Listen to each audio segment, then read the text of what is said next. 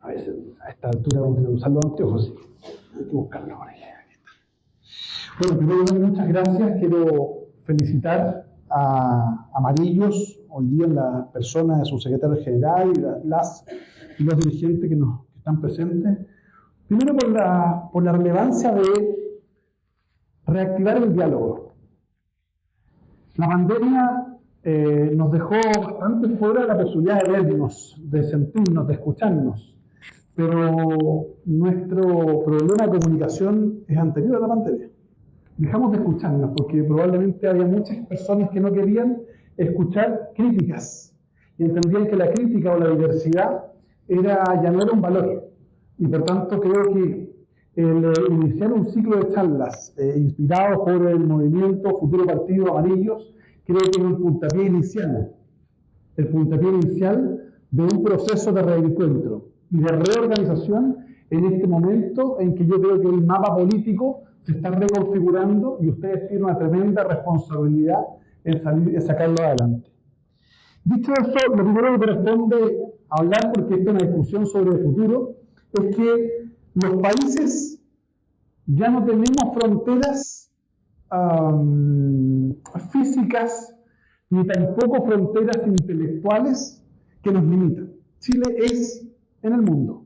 Y por tanto, lo primero que corresponde mirar para poder después analizar nuestro país, si vamos a hablar del futuro, es ver qué está pasando en el mundo. Y lo primero es entender que estamos en medio de un cambio epocal. No es una época de cambios, es un cambio de época. Primero, porque estamos viviendo un cambio geopolítico como nunca antes lo habíamos visto. El mundo estuvo dominado probablemente por una hegemonía, principalmente por Estados Unidos, que luego comienza a variar con la irrupción y la decisión final estratégica y geopolítica de China de ir a Occidente. La ruta de la seda 2.0 comienza a marcar la gira o el giro, digamos, de China en torno a su influencia en el continente, en el mundo occidental. Pero cuando China comienza a acercarse, comienza a hacer alianzas. Y uno empieza a mirar el nerviosismo de Estados Unidos y el nerviosismo de Europa. Y uno dice, ¿qué tiene que ver esto con Chile? Tiene mucho que ver. Porque América Latina es el único continente probablemente no alineado en este nuevo orden geopolítico que se está formando. Y en las últimas 3 votaciones de Naciones Unidas, India se alinea con China. No, los 2 países de mayor población mundial. India, el foco hoy día de inversión en tecnología y en innovación, se alinea con China. A propósito de la guerra de Rusia con Ucrania, que es mucho más que un conflicto entre 2 países, que tiene que ver con el movimiento también geopolítico de Rusia de poder condicionar. ¿Y qué hace Estados Unidos? Estados Unidos mira y dice, a ver, se están alineando por allá, esta triada de Rusia, India, China puede ser compleja para nosotros. China hábilmente empieza a moverse y llega a nuestro continente a invertir. Y dice, este continente no alineado tiene que ser nuestro. Que es la forma de consolidar la inserción de China en Occidente. Y por otro lado, Estados Unidos hábilmente, ya veis que esto es una discusión que no se daba en el Parlamento cuando discutieron el TPP, inventa el TPP, que es la forma, el sueño de Bill Clinton de penetrar Asia sin China. Porque en el TPP estaba Estados Unidos, nuestro país, digamos, con todas las dificultades, y Asia-Pacífico. Forma de que Occidente entraba en Asia sin China. ¿Y qué es lo que resultó? Que al final Trump saca a Estados Unidos del TPP, Chile comienza con sus problemas, China se aviva, y resulta que cuando Chile finalmente decide adherir al TPP, tenemos un presidente de la República sin ningún tipo de experiencia política, que su primera declaración es: vamos a invitar a China a esto, no entendiendo nada de lo que está pasando en el mundo. Por último, si vamos a invitar a China, bueno, tengamos algún beneficio, pero no simplemente. Entonces lo que va a ocurrir al final es que vamos a tener a China, probablemente dentro del TPP, consolidando Asia, que obviamente al lado de América Latina. Uno dirá, es riesgoso o no riesgoso, son discusiones que se pueden dar. Pero yo lo pienso desde el punto de vista del país. Previo a eso, ¿qué decide Estados Unidos con China? Las 3 C. Cooperación, competencia y confrontación. Esa es la definición de Joe Biden respecto de su relación con China. Cooperación desde el punto de vista de la paz global. Competencia desde el punto de vista tecnológico. Y confrontación desde el punto de vista más bien de la defensa. Yo me diría, bueno, ¿y qué tiene que ver esto con Chile? Mucho tiene que ver. Porque el episodio de los pasaportes del registro civil tiene que ver con eso. En el gobierno anterior, de una ingenuidad brutal. Invitan a todos a participar de los pasaportes en el registro civil y resulta que se lo comunican a una empresa china. ¿Usted cree que Estados Unidos va a permitir que el sistema de identificación de viajes lo tenga el que está en la tercera C? Eso no va a ocurrir. Se le advirtió al gobierno, se le dijo, no lo hagan porque va a ser un problema. No hicieron caso, lo adjudicaron y tienen que revertirlo. Lo que quiero decir es que las decisiones de nuestro país también tienen algún tipo de influencia en este orden. Fíjense que Europa comienza a observar la necesidad de América Latina y Estados Unidos también. No es casualidad que Europa hace unos meses anunció el programa EULAC, 60.000 millones de euros de inversión en América Latina. No es casualidad, no es gratis, digamos, es porque efectivamente necesitan América Latina como un foco no solo de recursos naturales, sino a su vez también de influencia geopolítica. Y Estados Unidos, por su parte, viaja a América Latina ofreciendo un conjunto de recursos a través de tratados de comercio y a través de mecanismos de vinculación más bien económica. Entonces, América Latina es un foco hoy día atractivo. Y Chile es un foco muy atractivo porque Chile siempre ha sido, mirado desde afuera, el país de puerta de entrada a las inversiones o el país que más estabilidad política y económica y jurídica y institucional tiene. Y por tanto, lo que Chile haga va a ser mirado muy de cerca por América Latina, y como América Latina está siendo mirado tanto por Estados Unidos, Europa y China, lo que nosotros hagamos termina siendo relevante. Y claro, resulta que nos dicen que aquí es clave que Chile siga adelante con sus procesos de inversión. Y eso no cabe ninguna duda. Pero miren lo que está ocurriendo. Chile tiene hoy día una dependencia de más de un 40% de su ingreso. Y el cobre se produce con energía. Y resulta que Chile se permite que la empresa distribuidora de energía, que dirija el 62% de la distribución energética del país, quede en manos de China, una empresa china. No hay que ser brillante para decir, cuidado, puedo poner en riesgo nuestra producción. Y estamos generando una situación compleja. Cuando lo planteamos en su oportunidad, el senador, junto al senador Galilea, dijimos, a ver, cuidado. No se trata de no estar de acuerdo con inversiones chinas. Fantástico, se promueven, pero hay ciertas inversiones que son estratégicas para los países. Y fíjense que países con Estado, lo entramos en discusión, subsidiario, o países neoliberales, o países capitalistas como Estados Unidos, como Alemania, tienen un organismo que se conoce poco, que es un organismo técnico-político, en el caso de Estados Unidos el NFIS, que decide y que puede meterse y puede oponerse a inversiones extranjeras cuando se trata de situaciones que pueden poner en riesgo la seguridad del país. Por ejemplo, tenemos como la seguridad del país, se pusieron nerviosos. Por ejemplo, cuando en Estados Unidos Qualcomm, una empresa de telecomunicaciones, tomó la decisión de vendérsela a una empresa, a Huawei, China, este organismo dijo, momentito, ese negocio no se puede hacer. ¿Por qué? Porque eso pone en riesgo la seguridad del país.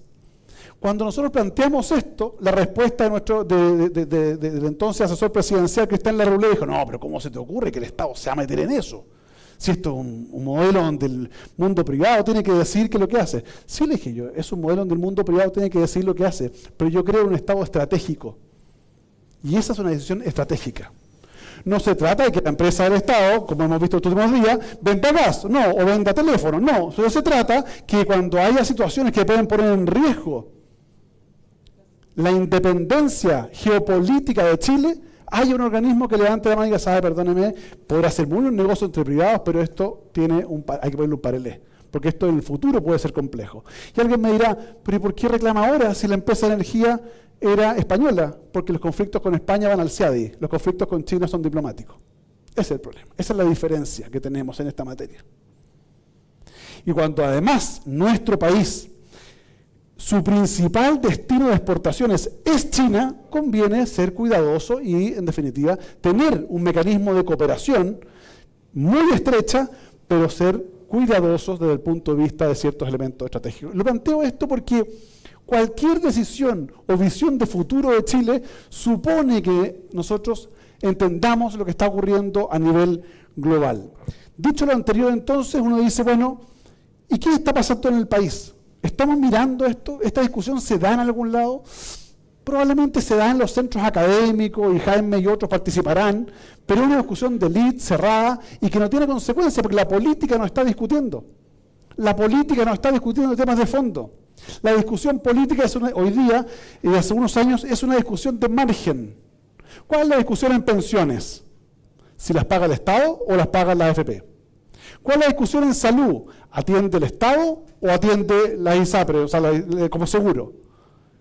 ¿Cuál es la discusión de la gente en su casa? Me da lo mismo que me pague la pensión, si es público o privado, mientras sea buena.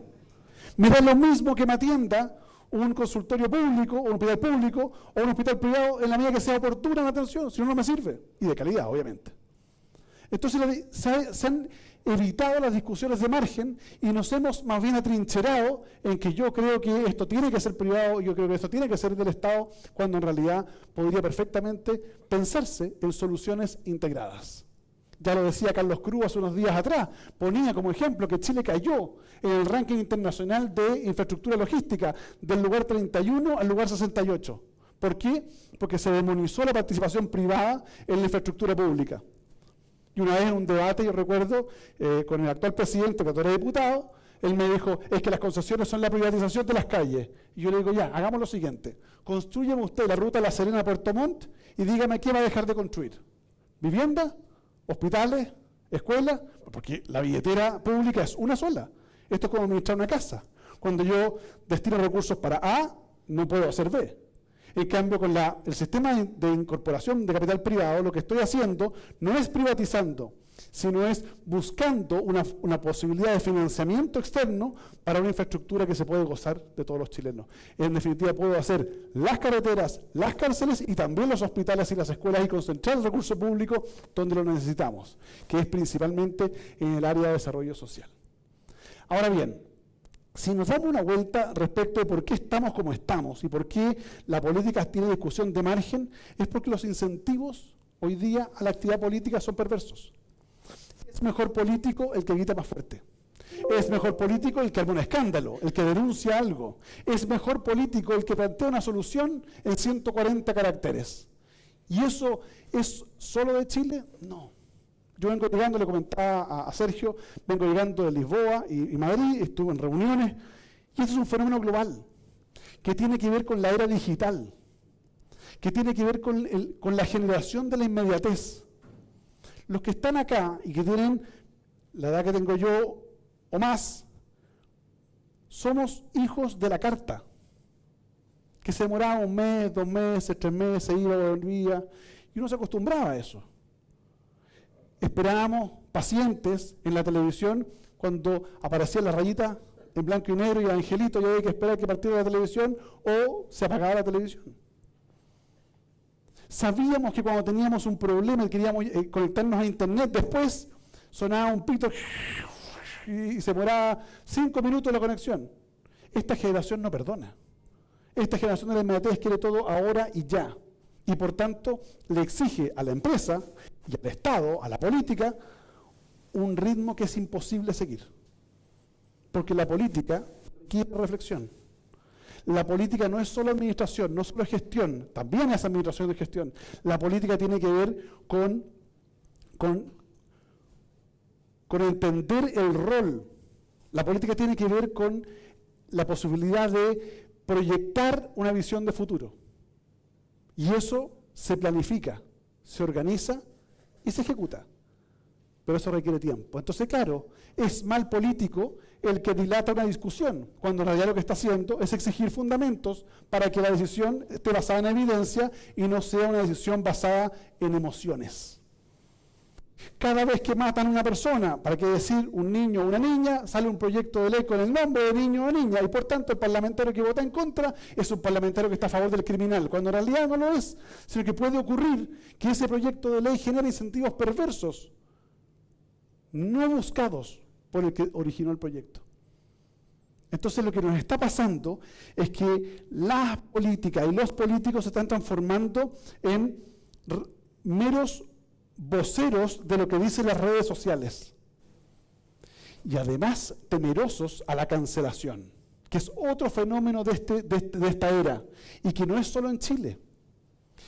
En España, conversaba en Cataluña, me explicaban y me contaban cómo habían sufrido el Partido Socialista Obrero Español la cancelación desde el mundo de la izquierda, particularmente la izquierda catalana y lo que fue el movimiento Podemos, cuando se opusieron a la independencia y cuando ejercieron el artículo 155 de la Constitución que evitó la destrucción de España, la independencia de Cataluña.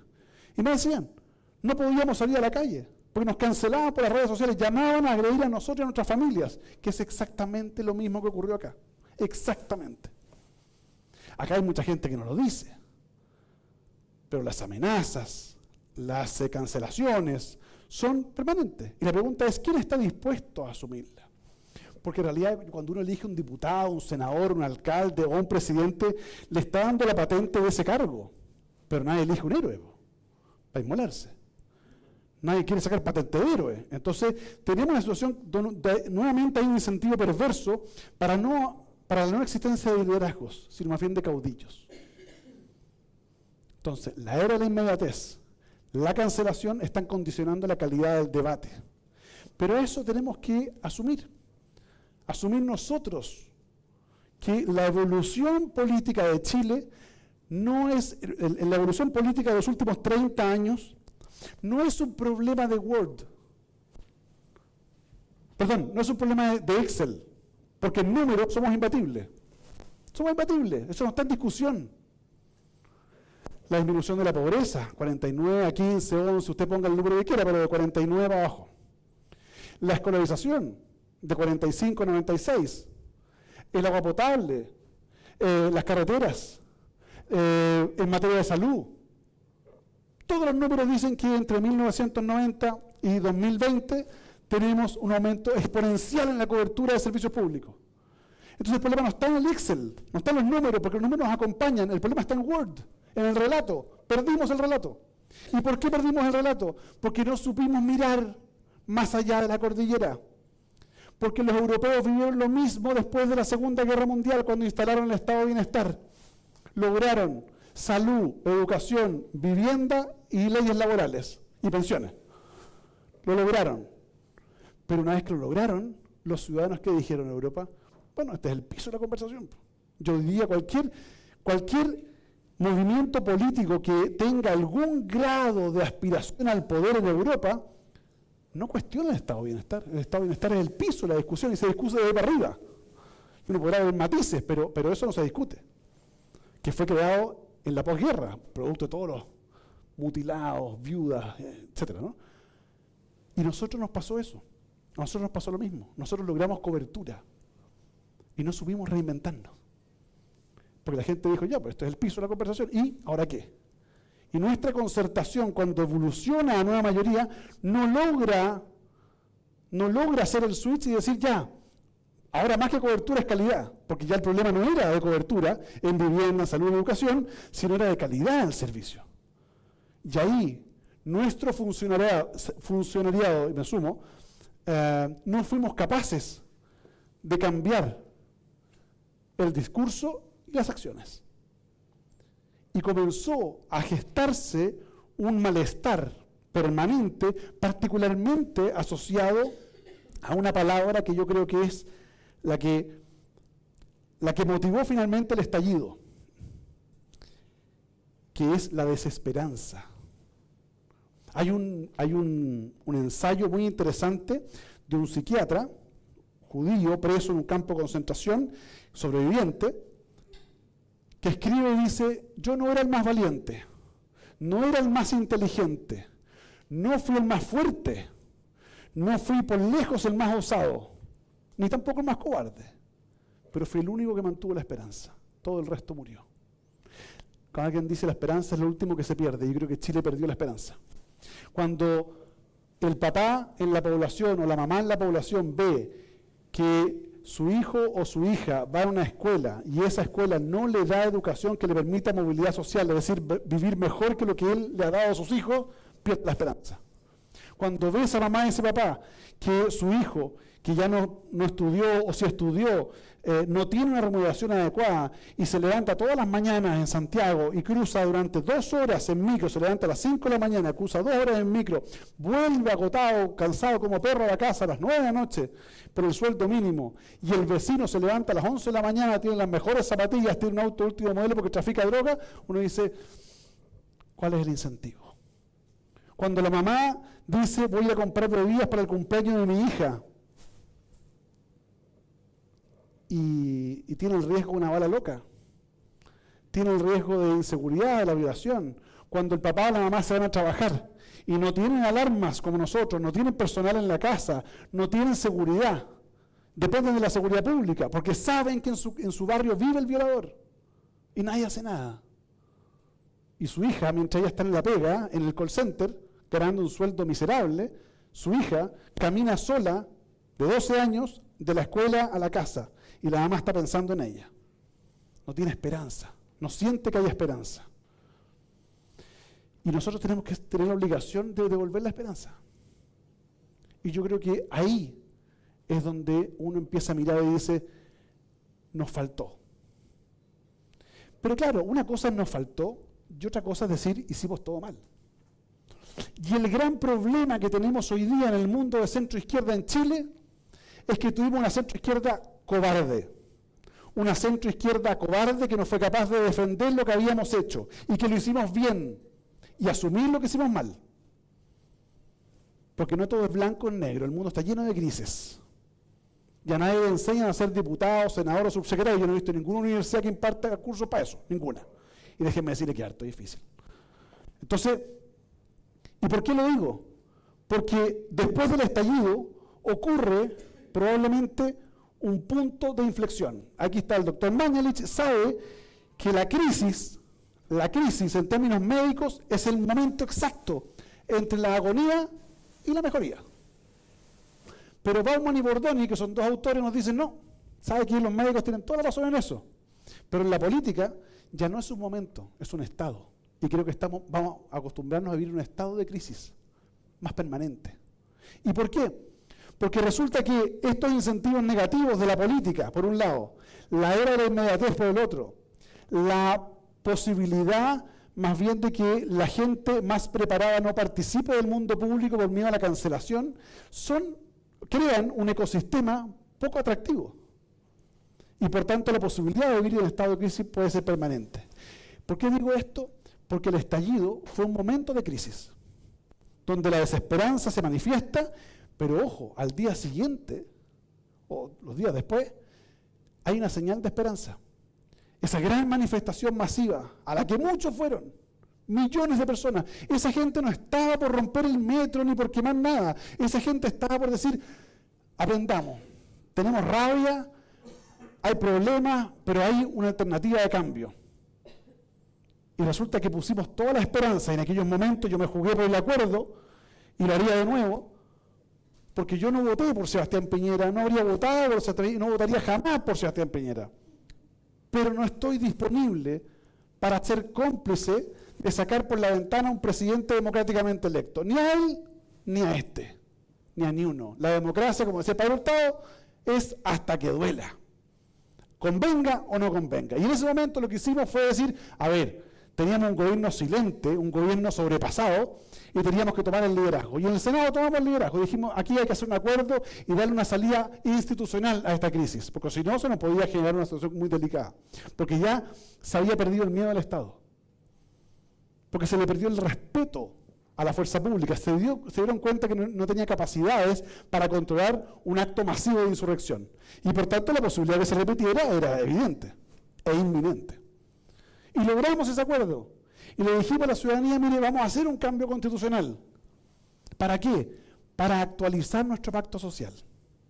Y aquí permítanme una reflexión breve respecto a este punto. Los países no son producto del azar. Los países son producto del acuerdo de voluntades de hombres y mujeres que toman la decisión de vivir en conjunto.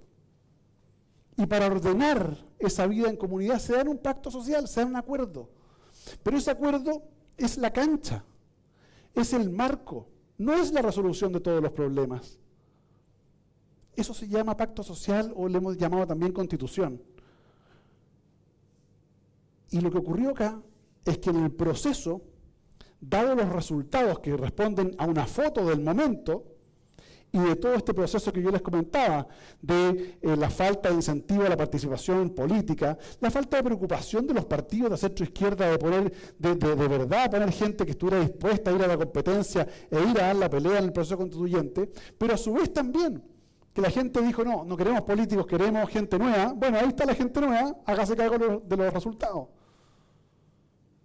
Y terminamos negociando con la tía Pikachu, que yo reivindico a la tía Pikachu porque era bastante más razonable que Jaime Baza y otros, digamos, que tenían doctorado. Entonces no era un problema de título.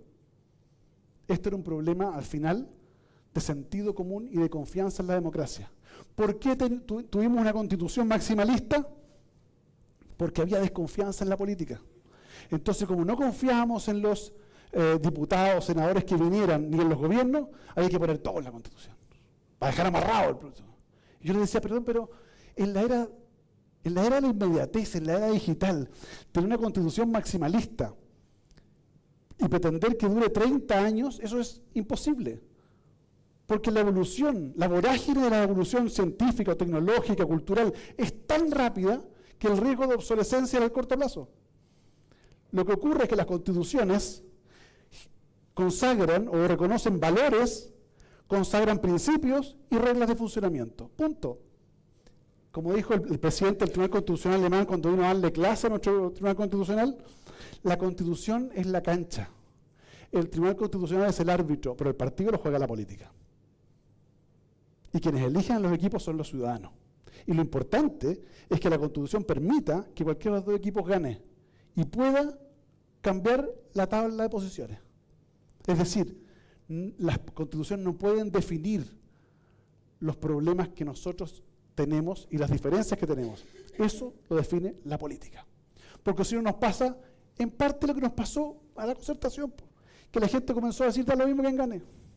Porque las principales resoluciones estaban en la Constitución. Entonces, uno dice, aquí hubo un problema. Ahora, el pueblo chileno es generoso porque elige gente irresponsable, pero también es responsable al final del día. Y cuando se da cuenta que se pretende dividir al país en 11 naciones y una constitución maximalista, identitaria, separatista, el pueblo dijo no. Y yo no me arrepiento un minuto de haber cruzado la vereda y haber dicho rechazo, ni un minuto.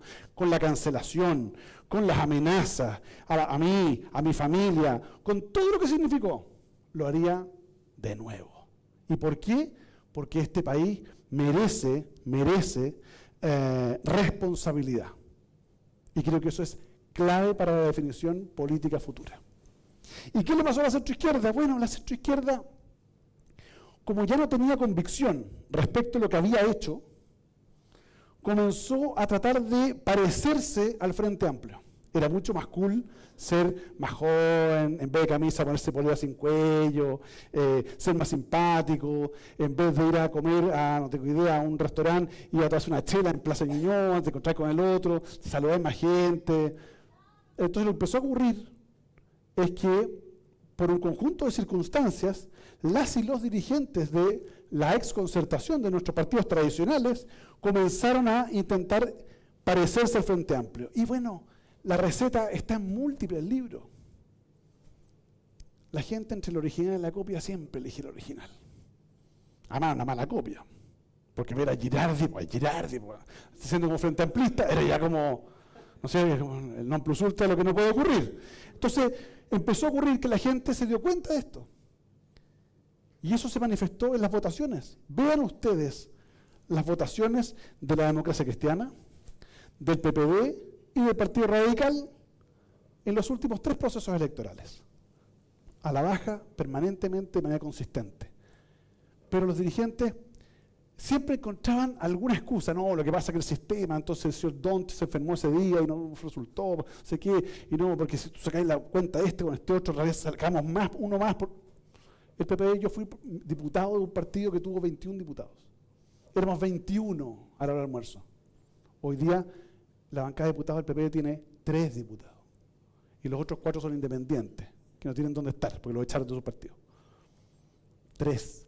En el Senado, el PP llegó a tener 8 senadores. Hoy día son 3. Lagos Weber, Quintana y Carvajal. Los otros 4 no son militantes, son independientes. Entonces, lo que empieza a ocurrir es que se empieza la base política a decir, perdón, pero si esta gente desconoce lo que hizo antes, ¿por qué yo tengo que votar hacia el futuro por los mismos? Pues ellos mismos dicen que lo hicieron mal. Recuerden ustedes que llegaron a desconocer al presidente Lagos. ¿Y fuimos cuántos? Fuimos pocos los que defendimos al presidente Lagos de la arremetida de los Elizalde, de los Girardi en contra del presidente cuando lo bajaron en la última primaria. Y fuimos pocos los que nos hundimos con el presidente, pero ahí estábamos. ¿Y por qué?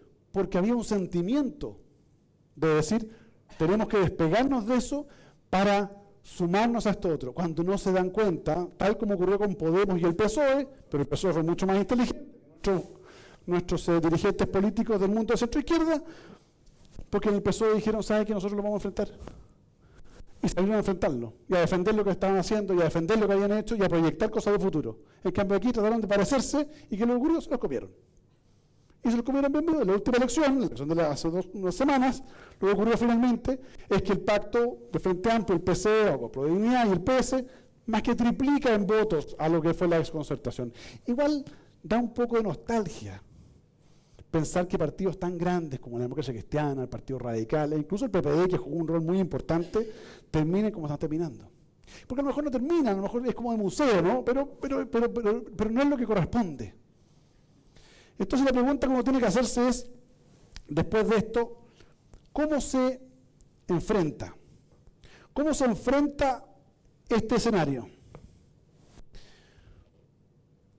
Este escenario, a mi juicio, se enfrenta primero con generosidad.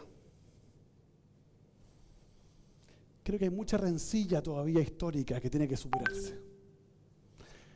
Se enfrenta con unidad. Si hay generosidad, puede haber unidad. Se enfrenta con coherencia. Se enfrenta con responsabilidad, pero también con audacia. Porque la gente no quiere que se mantenga más de lo mismo, porque tenemos problemas, eso es nuestro objetivo. Y se enfrenta con ideas.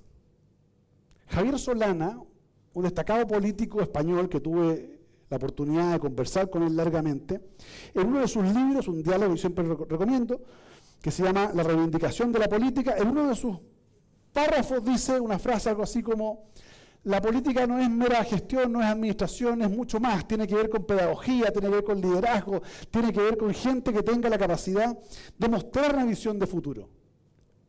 Pone un punto y una coma y dice, pero para mostrar una visión de futuro hay que tener una visión de futuro. Y el problema de Chile hoy día es que no se observan liderazgos con visión de futuro. Y cuando me preguntan, ¿qué es lo que debiéramos hacer?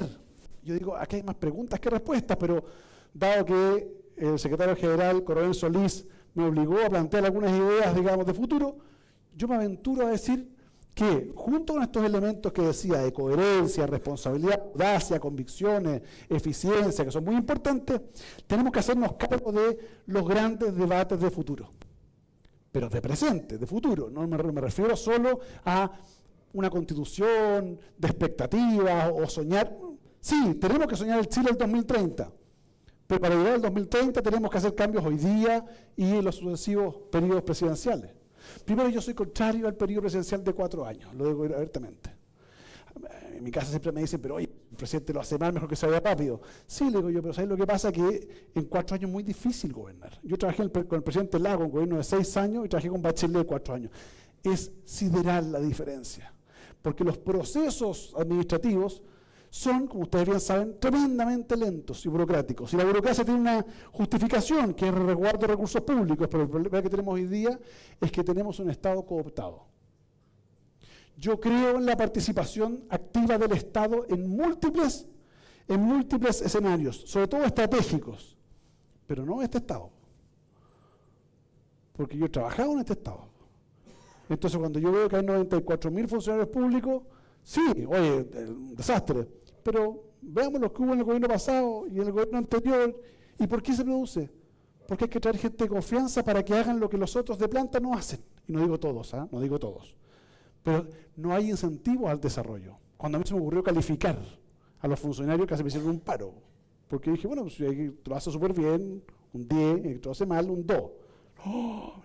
En la administración pública no se pone menos de un 7, jefe, ¿cómo se le ocurre? ¿Pero cómo se está mal calificar esta gente? ¿Cómo? No, aquí la asociación de funcionarios va a ser un paro, olvídese. Bueno, y así estamos como estamos. Entonces tenemos un problema. Porque no puede, para nosotros, para mí por lo menos, y no sé si nosotros, pero para mí por lo menos, que vengo de una raigambre cultural, socialdemócrata, el Estado juega un rol, pero es un Estado eficiente, eficaz, transparente, ágil. El Estado debería ser una gran API. ¿Sabes lo que es la API? Las aplicaciones de interoperabilidad. Eso debería ser el Estado, una gran API, donde se confluye información, se entrega información, se desarrollen. Ejemplo, España, que no es un país que uno diga, oye, está años. Sí, tiene la suerte de estar pegado a Europa y un chorro de plata le ha llegado estos últimos 30 años, pero yo me cambio de casa en España. Me voy de un pueblo de Sevilla y me voy a Málaga. Y resulta que arriendo en Málaga, pero el contrato de arriendo me obliga a ir al municipio, al ayuntamiento, con el contrato, antes de que el contrato quede listo. Y uno ya, pero ¿qué el Estado? ¿Para qué se mete? Ojo. Voy al ayuntamiento. Oiga, ¿sabe que tengo contrato de arriendo? Ah, muy bien, usted vive en Sevilla. Sí, tiene 2 hijos. Sí, perfecto, muy bien. Todo en línea. Sí, perfecto. Y usted, sí, ¿sabe que? Mire, aquí está el carnet para el polideportivo, para sus hijos, el del liceo, para sus hijos, el de salud, para sus hijos y para usted. El problema, timbro. Oiga, pregunta, ¿y por qué el Estado se mete en esto, un municipio? Muy fácil, pues señor, porque yo aquí aprieto un botón y el Estado que le entrega plata al municipio de Sevilla, porque usted vive ahí, se la descuenta y ahora me la pasa a mí, po.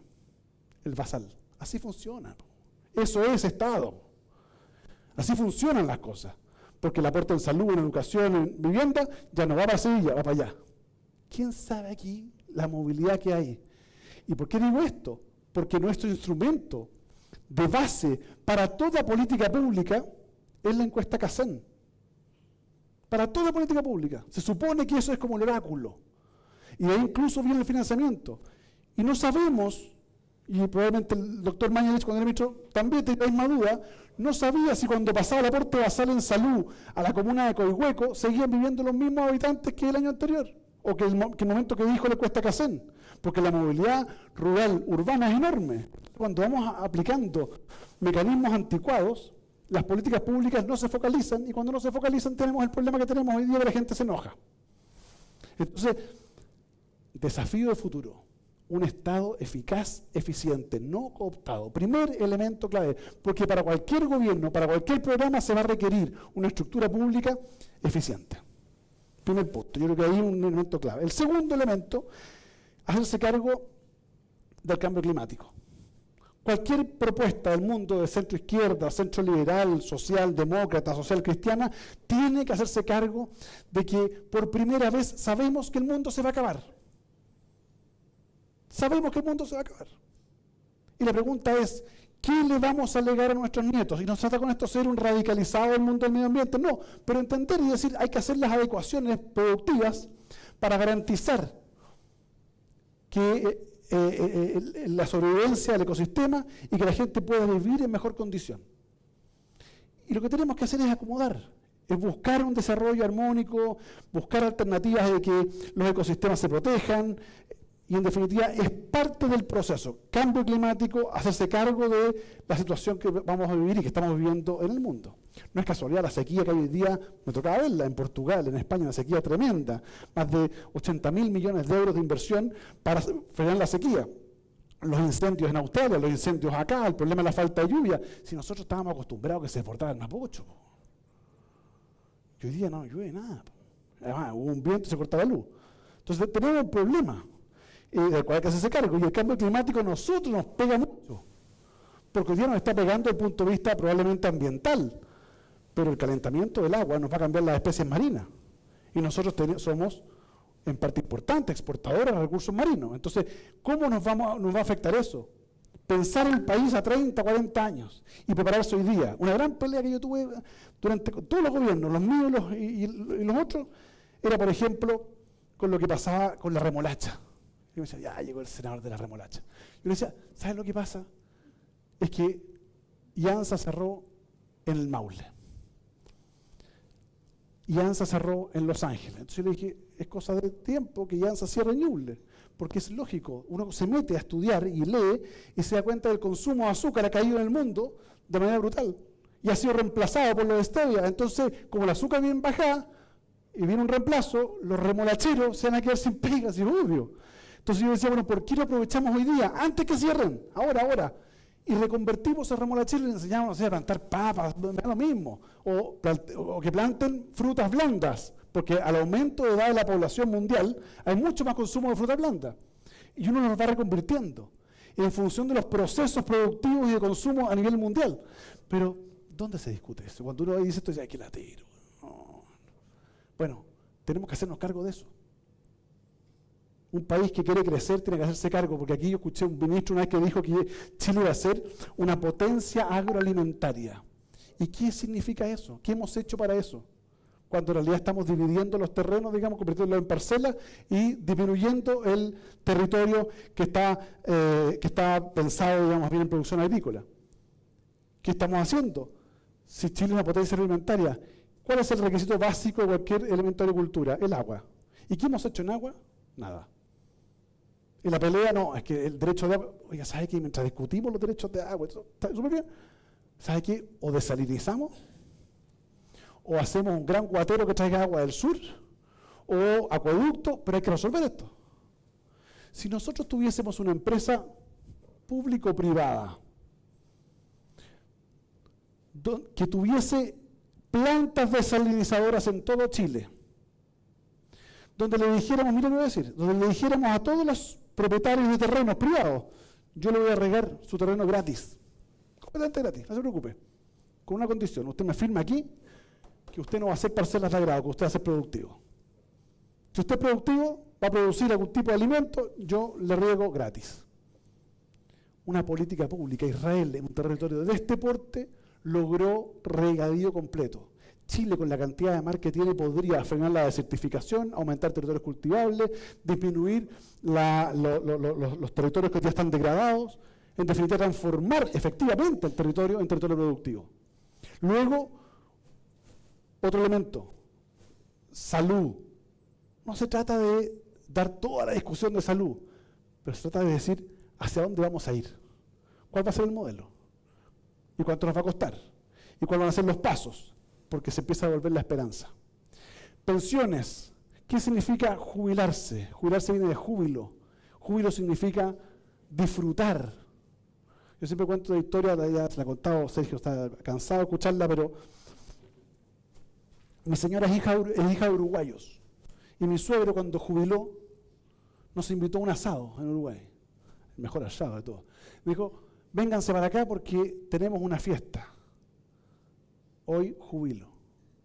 Y se jubiló con el 80% de la última remuneración. Eso es júbilo. Eso es jubilar. Y no es que Uruguay sea Suiza. No. Se puede hacer un sistema, sí. Vamos a tener que sincerar y aumentar la jubilación y buscar mecanismos. Pero se puede hacer. Se puede buscar. Y eso da esperanza, porque al final del día trabajar 30, 40 años una profesora o un profesor para llegar a una jubilación que no va a alcanzar para llegar a fin de mes y para pagar el arriendo, eso genera desesperanza. Ahí hay que hacerse cargo. Educación, salud, transporte. Conversé una vez con Felipe González en la casa del presidente y con un lenguaje mucho más pulcro que yo puedo siquiera aspirar a tener, me dijo, yo le pregunté por el tren, y me dijo, mira Felipe, me dijo, el tren no es un medio de transporte. Si tú planteas a tus electores que el tren es un medio de transporte, nadie lo va a entender. El tren es conectividad, el tren es equidad, el tren es contacto, el tren es integración, o sea, el tren es democracia y el tren es derechos humanos. Eso es lo que ustedes tienen que plantear. Porque la posibilidad de que en 3 horas un madrileño esté en Barcelona o un madrileño esté en Málaga, en 2 horas, eso es que el país se conecta y las oportunidades cambian. Y un niño de Temuco va a poder estudiar en Santiago y va a poder volverse en la noche si quiere. Y le va a cambiar la vida. Entonces, ahí tenemos un desafío, la conectividad territorial, terrestre, tener una ruta 5 alternativa. Una vez que íbamos con el presidente Lago en el auto y a veces me ocurre la aberración de decirle, presidente, íbamos de Concepción al Chillán, le digo, ¿no le parece que ya es hora de que tenga una nueva pista en la ruta 5? Y me mira y me dice, pero ¿cómo dice semejante barbaridad, Felipe? Me dice. ¿Por qué, presidente? Mire, le voy a decir lo siguiente. Me dice. Si usted amplía una pista de la ruta 5, va a aumentar un 8% la circulación. 8%. Pero usted va a comprar los terrenos más caros, porque esos terrenos están orilla de carretera. En cambio, si usted hace una ruta paralela en un lugar donde nadie se lo espera, inhóspito, usted va a aumentar el 100% del flujo a un precio más barato. Tiene toda la razón, por presidente. Y tiene toda la razón. Y no podemos tener hoy día nosotros una sola ruta que cuando a los camioneros se les ocurre la cortan y no tenemos cómo conectar al país. A mí me tocó, como subsecretario de Interior, un paro de camioneros. Y teníamos riesgo de desabastecimiento de combustible y de alimentos en Puerto Montt para 4 días. Ahí me di cuenta de la precariedad de nuestro mundo privado también, que no tiene sistemas logísticos adecuados, no tenía en ese tiempo, 2008, ya el pasado mucho tiempo, pero no tenía. Entonces, Chile tiene que modernizarse y todas estas obras generan empleo. Todo esto va generando, pues es un acuerdo público-privado. Al final del día lo que quiero plantear con esto es que tenemos que hacernos cargo del cambio climático, de las condiciones de vida de la gente, tenemos que hacernos cargo de la seguridad, paréntesis aquí. Sin seguridad no hay libertad. Sin seguridad no hay desarrollo, no hay inversión y no hay empleo. Así de simple. Las grandes peleas que yo tuve al interior del PPD y del mundo de la concertación, y particularmente en una mayoría, fue por el tema de seguridad. Cuando en el 2006 planteábamos la estrategia de seguridad pública y exigíamos prevención situacional, prevención social, control, rehabilitación, apoyo de víctimas como ejes estructurantes, mi partido me decía, no, estás loco, facho, güey. Hay que ir, güey. La seguridad es un tema de derecha. Y yo decía, ustedes no entienden nada. Porque si a mí me roban mi computador, tengo la suerte de ir a comprarme otro. Pero si le roban el computador a una persona humilde, va a seguir pagando las 24 cuotas que le costó y no va a tener el computador. Y no se va a poder comprar otro.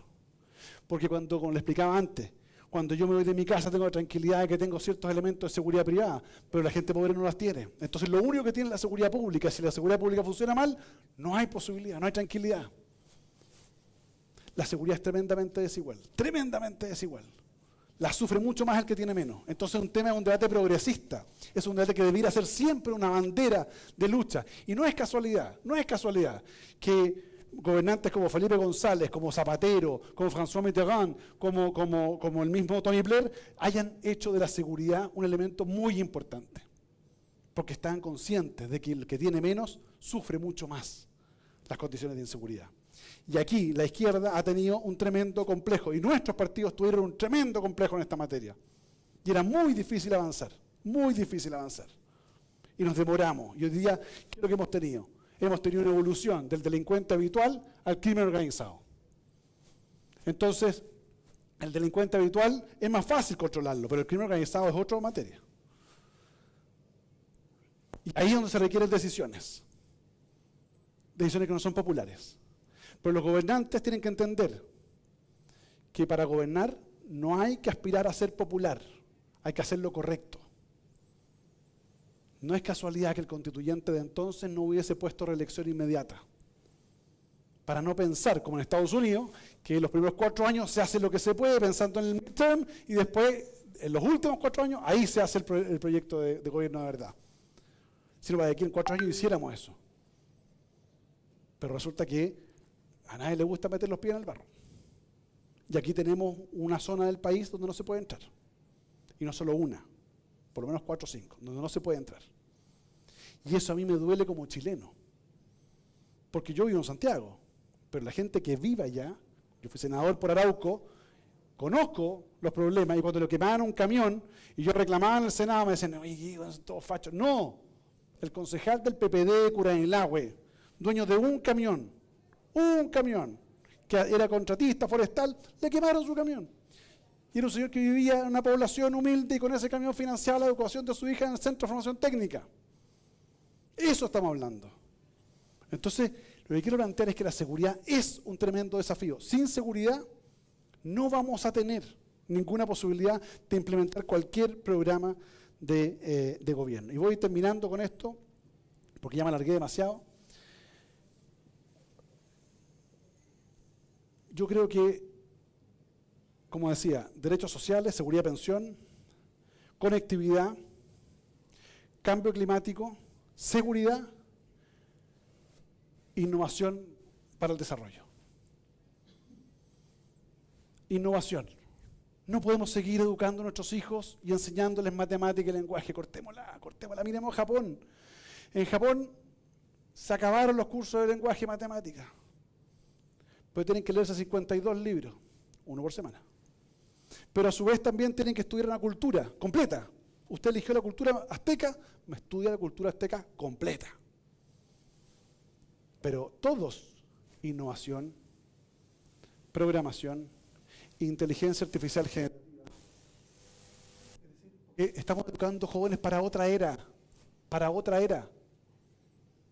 Piensen ustedes que ayer salía la noticia de Elon Musk hablando de los neurotransmisores.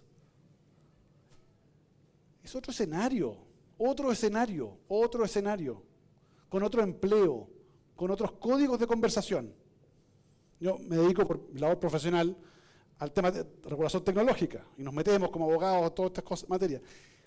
Tengo puro abogado, más chico que yo, por supuesto. Imagínense lo que es ese mundo. Es otro mundo. Y si Chile de verdad quiere dar el salto al desarrollo, tenemos hoy día que empezar a formar a esa camada de jóvenes. Si no, los vamos a tener en 20 años más, totalmente cesantes. Porque van a estar con las habilidades de la década del 80. Tenemos que explorar nuestro territorio. No es posible que China hoy día sea el productor del 90% de tierras raras, que es el elemento mucho más atractivo que el litio, que permite que todos estos teléfonos existan, que las máquinas de cáncer sean más chicas que los teléfonos, la nanotecnología. 90% China. Y Chile tiene. Tenemos para llegar al 1 o al 2% de producción mundial. Y no se puede explotar. Porque no, que un mentalista dice, no, es imposible. Un tema estratégico. Eso es mucho, pero mucho más valioso que el litio. Nadie habla de las tierras raras. Van a escuchar en algún momento se de moda. Pero quiero decir, allá tenemos que mirar, tenemos que adelantarnos. No estar a la cola del desarrollo. En materia productiva, Sergio lo sabe muy bien. A mediados ya de los 90 venía un síntoma de estancamiento productivo. Y tenemos un problema de productividad en Chile. Lo tenemos y tenemos que hacernos cargo de eso. No contra el empresariado, con el empresariado, con el trabajador. Yo recuerdo en el gobierno del presidente Frey había una cosa que se llamaba el Foro de Desarrollo Productivo, donde se encerraban una semana completa en un hotel, la CUT, los empresarios, el gobierno, y se ponían de acuerdo en el sueldo mínimo, en la reforma tributaria, y se le daba estabilidad. Si no podemos estar todos los años discutiendo la reforma tributaria, porque cuando uno invierte, tiene que tener cierta certeza. Pero tampoco es posible establecer mecanismos que no sean redistributivos.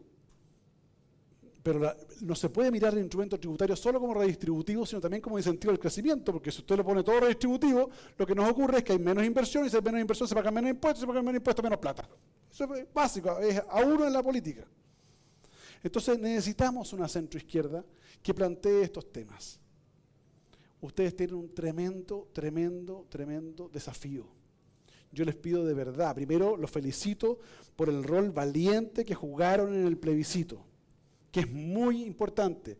Permitió que muchas y que muchos cruzaran la vereda, que estaban asustados y asustadas, y lo hicieron, y lo logramos, y defendimos a este país.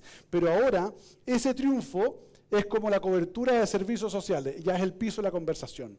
Ahora, no solo hay que unirse en torno a un rechazo de algo, hay que unirse en torno a una construcción de una alternativa política, porque Chile no puede seguir teniendo vaivenes de ultraizquierda y de ultraderecha, gobiernos de mala factura, donde al final del día se pone en riesgo la estabilidad democrática, porque cuando la gente se da cuenta de que los gobernantes no son capaces de resolverle sus problemas, no cuestiona el gobierno de turno, cuestiona el régimen político, y eso sí que es preocupante. Y América Latina el 2022 tuvo 14 elecciones, de las cuales 13 fueron democráticas, Nicaragua lo dejamos fuera, y en las 13 perdió la coalición gobernante. Da lo mismo que sea de izquierda o derecha. ¿Qué está diciendo eso? Que el ciudadano observa que sus gobernantes, que el régimen político, que la democracia no es capaz de resolver sus problemas. Y ahí es cuando vienen las alternativas populistas, que es el cáncer de esta era. Entonces, ustedes tienen una tremenda responsabilidad de aglutinar al mundo de centro, insisto, con una gran alianza del mundo social liberal, social cristiano y social demócrata para darle a este país una alternativa de mejor factura y que se haga cargo de estos problemas de futuro y los problemas básicos de la gente. Eso es. Muchas gracias.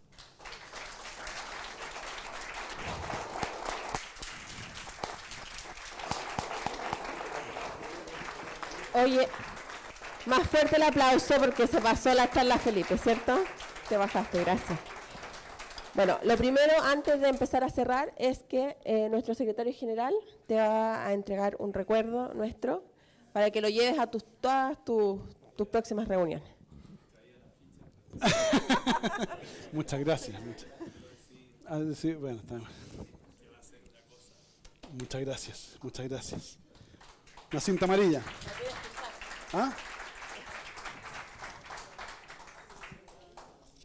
¿Ah? Pero muy bien. Todas las próximas reuniones con la lapicera. Esto lo ponemos aquí mismo. Bueno, lo primero, antes de cerrar, es recordarles que este primer ciclo que inaugura Felipe será seguido de grandes políticos que tenemos en nuestro país como Carolina Goich, Ernesto Tone, Óscar Landerreche, Evelyn Matei y cerrará el presidente Lago. Bueno, con eso quiero empezar a cerrar. Queremos agradecerte sinceramente, Felipe, por haber estado hoy día, por haber tenido la voluntad de inaugurar este ciclo de charlas. Tu intervención nos ha brindado un punto de vista de partida sólido y una perspectiva clara sobre los temas fundamentales que hemos abordado a lo largo de estas semanas. Juntos hemos aprendido que el futuro no es un destino inmutable, sino una creación colectiva. Las decisiones que tomemos hoy moldearán el camino que recorreremos mañana. Por eso es crucial que sigamos fomentando estos espacios de discusión y reflexión, generando nuevas ideas, trabajando juntos para construir una sociedad más inclusiva, igualitaria, sostenible y próspera. En nombre del Partido Amarillos por Chile, queremos agradecer a todos quienes han colaborado y organizado y han hecho posible este ciclo de charlas. La dedicación y apoyo han sido fundamentales para el éxito de este evento y la discusión de ideas transformadoras para nuestro país. Muchas gracias. Muchas gracias.